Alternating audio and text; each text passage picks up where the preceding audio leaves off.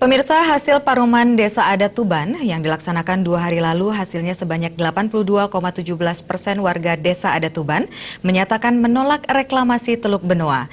Reklamasi tersebut dinilai akan mempengaruhi kesucian tempat suci dan akan berpengaruh pada kelangsungan ekosistem serta menimbulkan konflik di masyarakat setempat.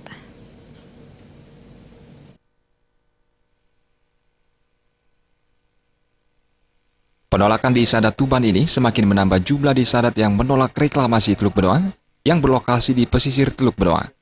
Pendesa Adat Tuban Wayan Mendra menyampaikan dari hasil jajak pendapat di Desa Adat Tuban serta hasil paruman dari semua warga Desa Adat Tuban terhitung 82,17% warga menolak reklamasi.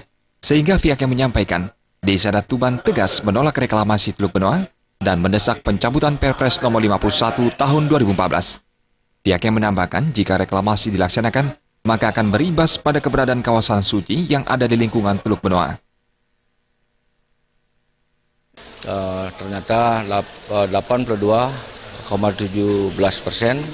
krama desa kami menyatakan pendapat mereka dengan tegas menolak rencana reklamasi Teluk Benoa. Jadi alasan masyarakat untuk menolak itu, kami ingin Pulau Bali ini tidak dirusak kelestariannya karena satu dan lainnya di antara pura-pura yang ada, puluhan pura yang ada di sekitar Teluk Benoa, kemudian ada 17-an campuran atau muara air sungai dari darat ke laut di sekitar Teluk Benoa yang disakralkan oleh Kramo Bali yang perlu dilestarikan, tidak dirusak.